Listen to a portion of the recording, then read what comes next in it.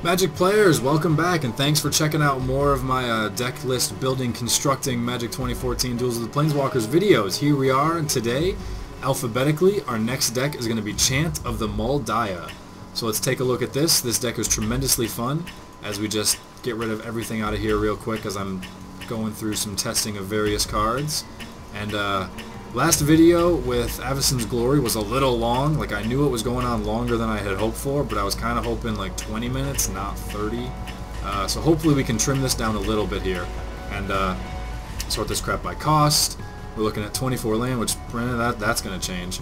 And this deck is tremendously fun.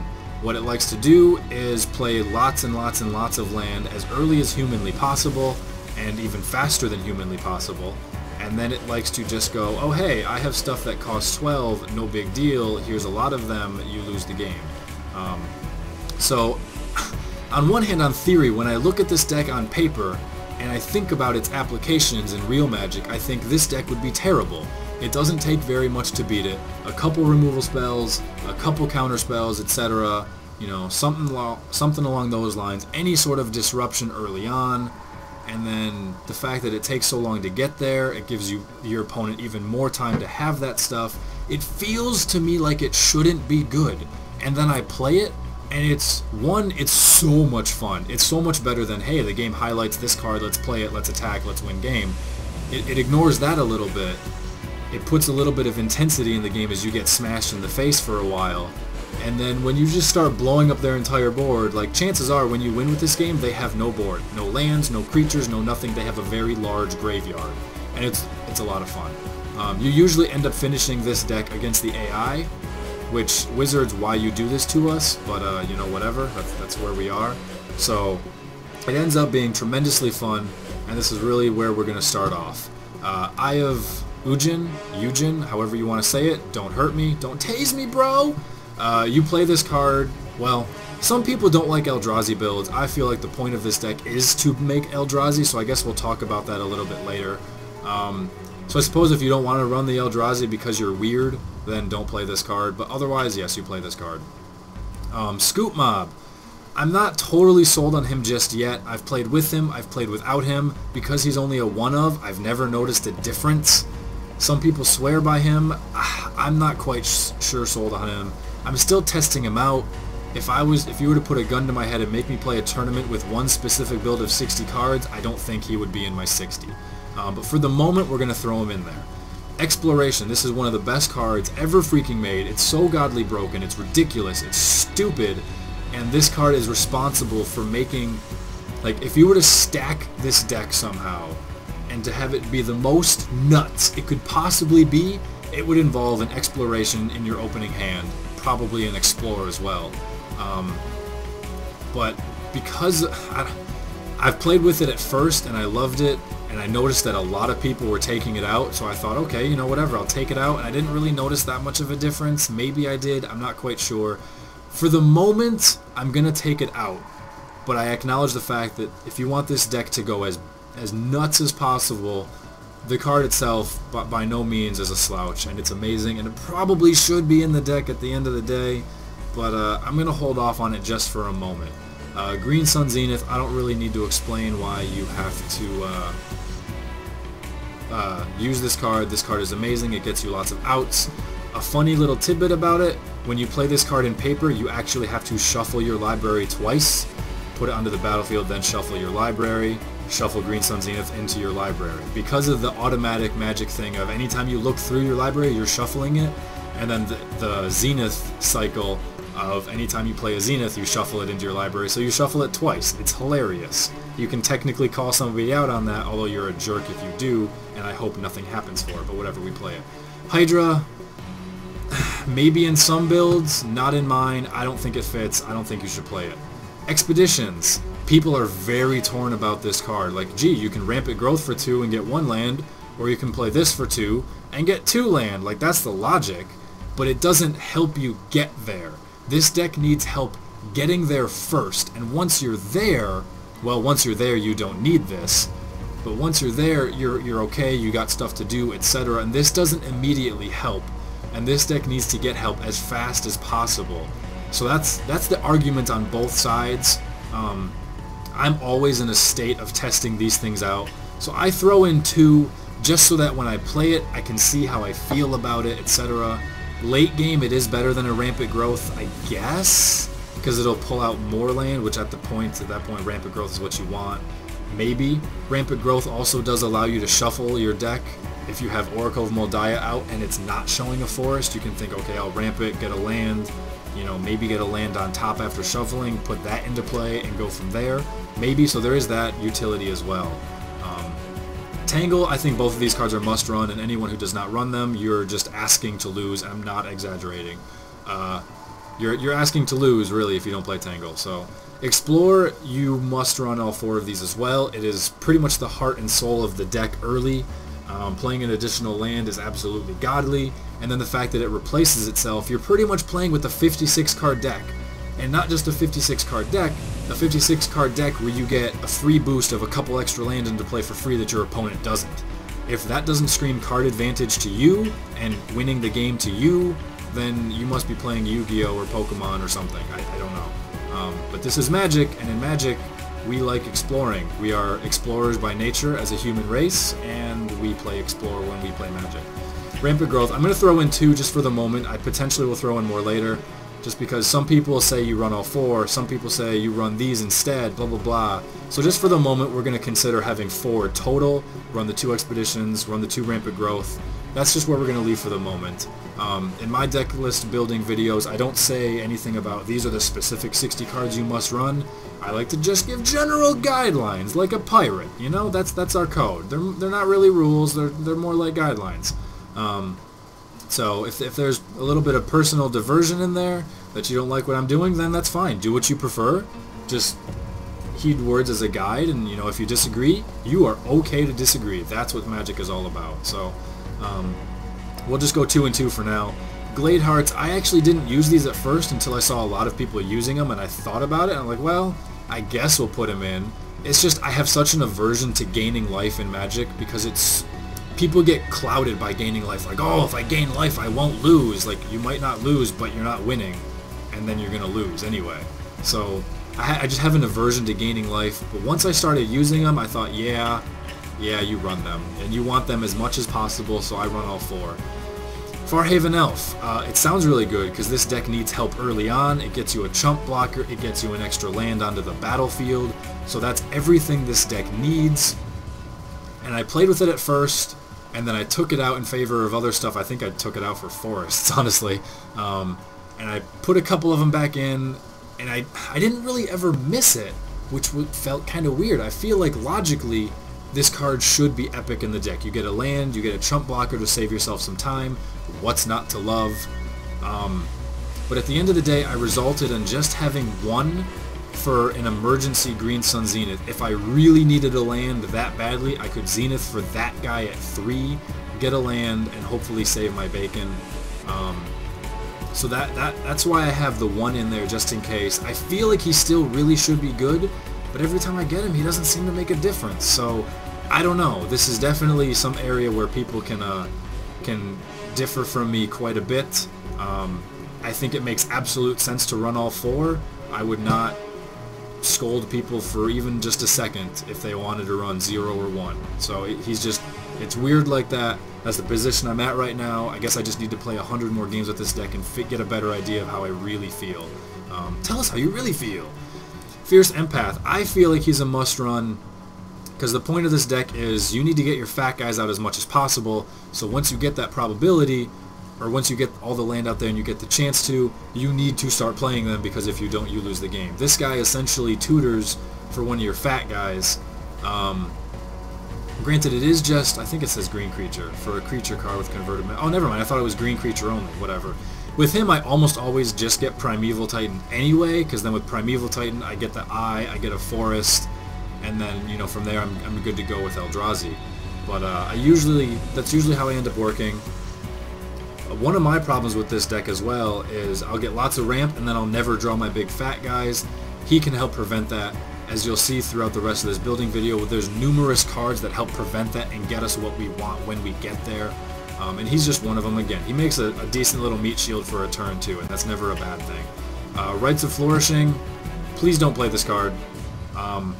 If you don't understand, then go ahead and play it, and hopefully you'll figure out why after you play it and you lose the game. So that's really all I can say. It looks very intimidating, It looks very enticing. Just please don't, please don't. Vegevine is amazing. I don't think well, I don't know. He's amazing as a creature by himself. He's not amazing in this deck. So don't play him in this deck. Just please don't. Oracle of Mul Daya. It's the name. Chant of the Mul Daya. You play all three of them. They give us, I think they give us a fourth one. In the promo unlocks? No, they do not.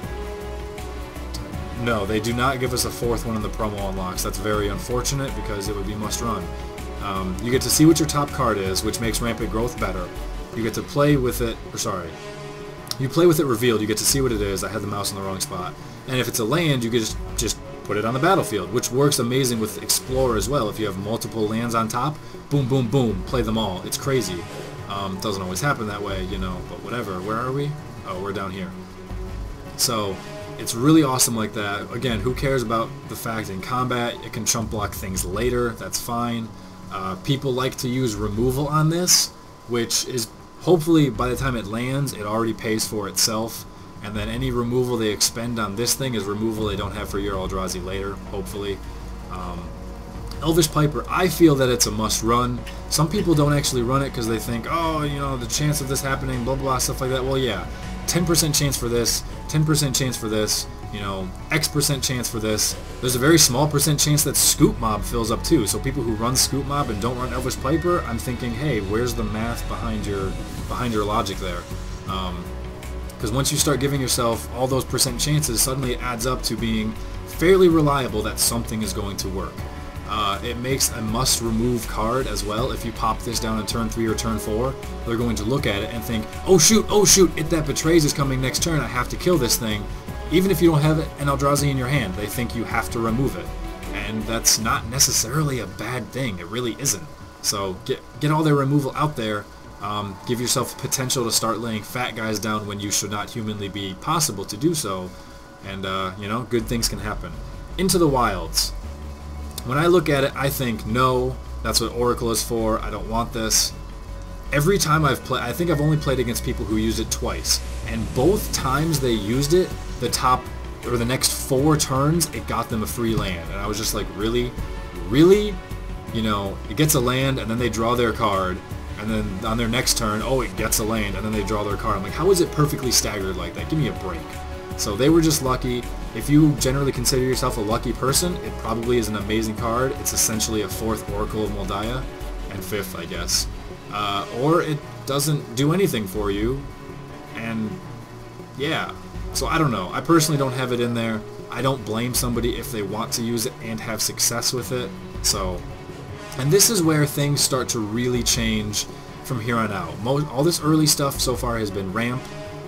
From here on out, there's kind of 2 ways to do it. You can go green creature, that's a little bit easier to cast, or you can go Eldrazi because it's fun and the deck is supposed to do that.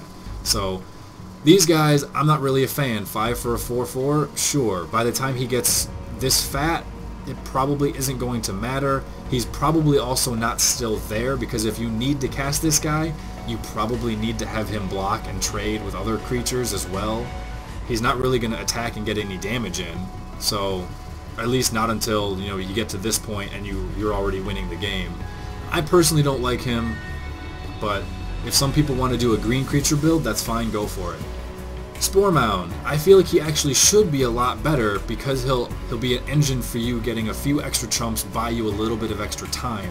Again, his body itself isn't as important, though he needs to be large enough to stay alive. You gotta watch out for that. I feel like getting extra 1/1s into play should be very beneficial. I've only seen him used in 2-headed giant, to which there absolutely you run him when you have extra time. So I'm not quite sure on him. I haven't had a chance to play test him yet. I've been busy play testing other things and I haven't quite got there because I go by casting costs. But I feel like the logic of him, it should work. Maybe just run 1. I'm not quite sure on that one. So if you've tested it and had success, please run it. If you haven't tested it, you know, whatever, leave in the comments what you guys think about it. Plowunder. I have been wishing they reprint this card for forever and ever and ever and ever. This card, when I first saw it, I thought, lol, that card's terrible, why would you bother doing that, etc. And then I went to tournaments and people played it against me, and immediately I thought, oh, I just lost the game. Green just played a sorcery that says your opponent loses the game. That's how powerful this is when people use it against you. It's very tough to fit in on this deck, however. It can potentially be a complete waste of a card and not help you, or it can potentially save your bacon for a couple of turns. So I personally run the card, one, because of the novelty. Oh man, got distracted. Had to take care of something real quick. And jump cut! So I completely forgot exactly what I was talking about, but I see that I was scrolled in on Plow Under. So yeah, Plow Under is awesome. I don't know if it really fits the deck. I really don't. So if you draw it a couple of times and it doesn't seem to help you, I guess you can get rid of it, but the card itself is absolute nuts, and it should be making a difference. If it's not making a difference, you probably lost anyway, I guess is the better logic to go about it. It should be helping you. The card is amazing. It's tremendously fun. It completely screws over like slivers, for example, too. It's like, oh, you need that color and that color. Lol, lol, lol, lol, lol, lol. You don't have those colors no more. So yeah, it's really good. It buys you a couple of turns. Bountiful Harvest, please don't. Just please don't. Life gain is not the answer. All right, I hate gaining life. Primeval Titans, you run them both. I'm not going to talk about it. Vigor. Now this is also where going with the bigger creatures, some people are going to run a little bit different deck. If you run all of like those Farhaven Mana Elves or whatever, you probably definitely really want to run this guy. I always had a few extra of those little creatures not included, so Vigor was less enticing to me, simply because of his, where was it? Blah blah blah, prevent the damage and add, get them bigger. It's not necessarily about them getting bigger, it's about preventing the damage so that they stay there. So I never really used him to have any sort of opinion because I don't have as many little guys. They're all going to get removed, really, or hopefully get removed with, Doomblades and Murders and crap like that, to which damage is irrelevant. Same with Titans. So I don't know. A lot of people consider him must run. I just don't have any experience with it. And every time I've played somebody who's popped Vigor, Vigor was never related to the cause of me winning or losing. He never made an impact enough where I was like, wow, Vigor changed the game. So he's definitely worth a very significant consideration. I mean, even if you're looking at just 6 for 6/6 trample, he's a good creature by himself. He makes your entire army amazing. I'm going to hold off on him just for a moment. Summoning Trap, run this card. Just please run it. If you don't want to run it, then you don't want to win games. Palaka Worm, it's probably worth running all three, but I always opted in favor of running other stuff. I don't know, it's weird. So they're very, very good. I'm going to throw one in for now, just for the moment. But he opts as a huge body by himself. Gains you 7 life, which can potentially save you the game. And then when he gets removed, he replaces himself, which is amazing. What more can you really ask for? You really can't. The fact that he's uncommon just shows you how much Baneslayer has changed the creature power creep. When you look at Force of Nature in the original sets, and then you look at guys like Terra Stomper and Palaka Worm, and those weren't even played, nobody used them, it's just like, wow. Wow. The difference is crazy.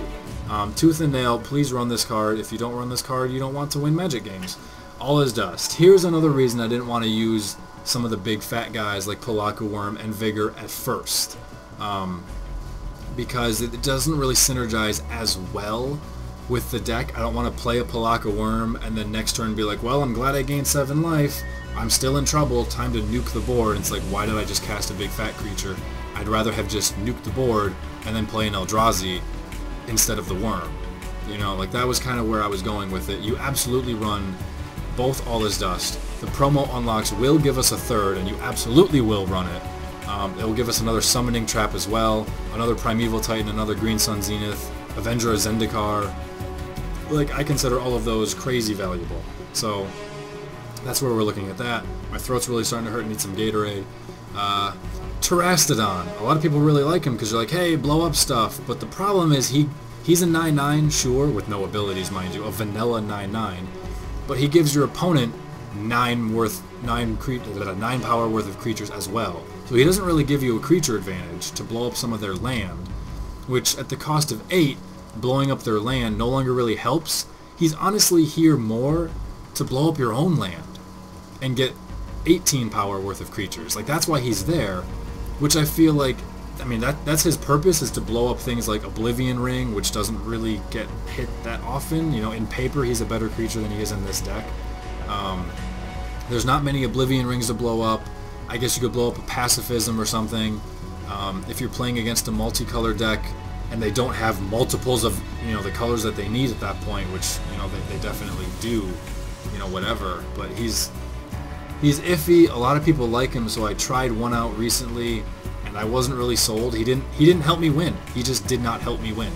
And if you want to go the route of blowing up your own land, you're definitely playing a very different strategy of deck than other people are doing. So if you wanted to go that route, you know, by all means, include them, include all the worms, include the vigor, include these spore guys, include the elves, take out some of this ramp, and then just play a fat green creature deck. But then just play Hunter's Strength, really.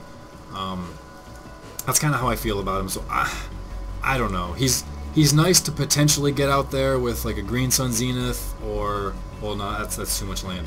With what the hell was this thing just called? Summoning Trap.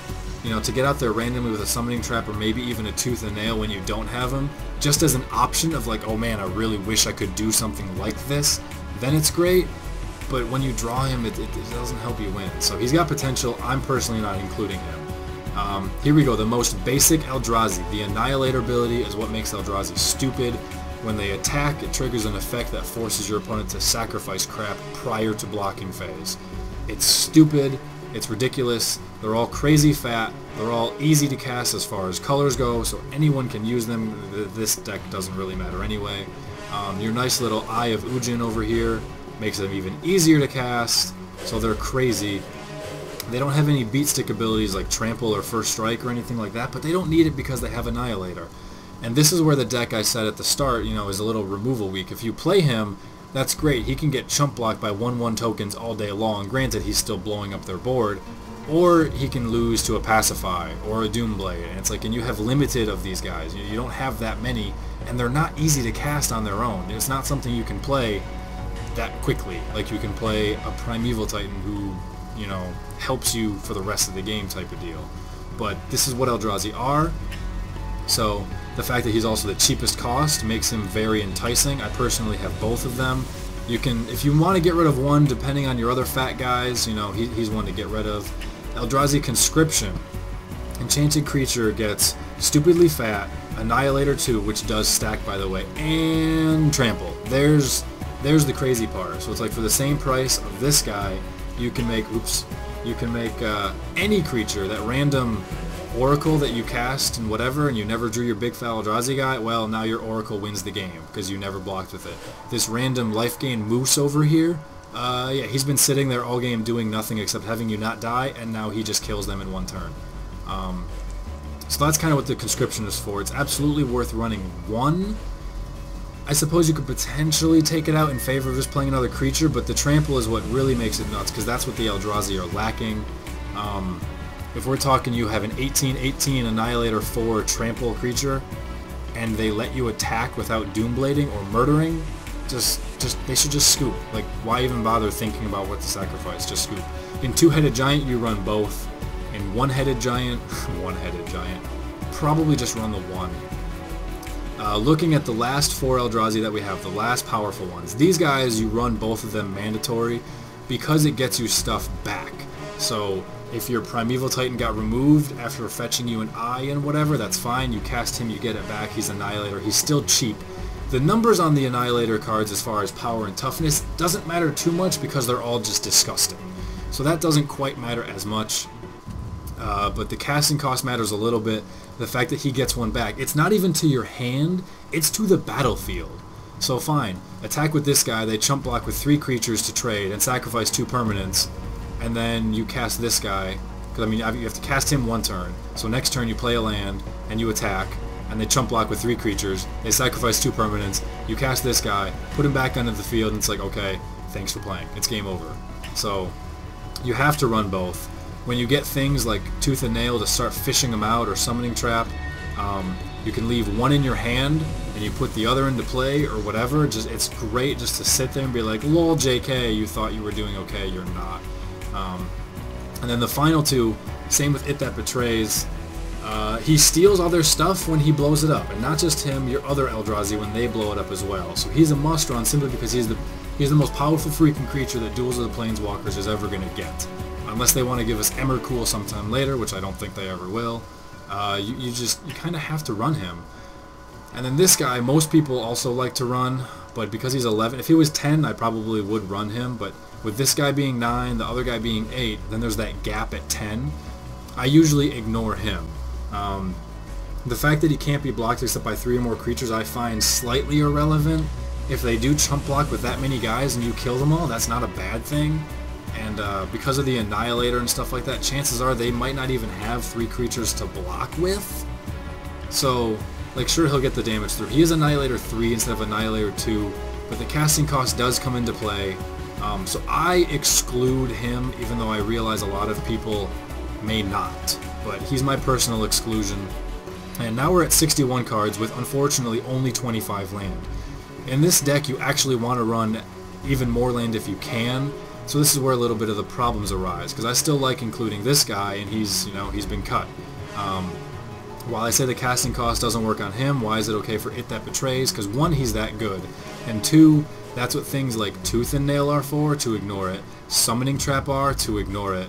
Elvish Piper, if you happen to have him in your hand and play him on turn 4, because Piper landed on turn 3, that's, it ignores it. Fierce Empath can draw it for you, and thus putting it into play with various things. Like even Tooth and Nail, you don't technically have to entwine it if you have 2 Eldrazi in your hand, and you can just play it for 7. You really can. You almost always do entwine it, but that's because you don't have 2 fat bombs in your hand with Tooth and Nail. But if the probability, or if the possibility is there from Fierce Empath or just drawing it, that's an option. What else do we have here? Oh yeah, the Eye, it makes them a little bit easier to cast as well, so that makes him 10. The fact that you can search for it for 7 and then start doing crazy things like that, especially with Elvish Piper. So you can see, you've got the Summoning Trap, you've got the Green Sun Zenith, you've got the Tooth and Nail, you've got the Piper, you have the Empath to get you stuff in your hand, you have this guy to get you stuff in your hand.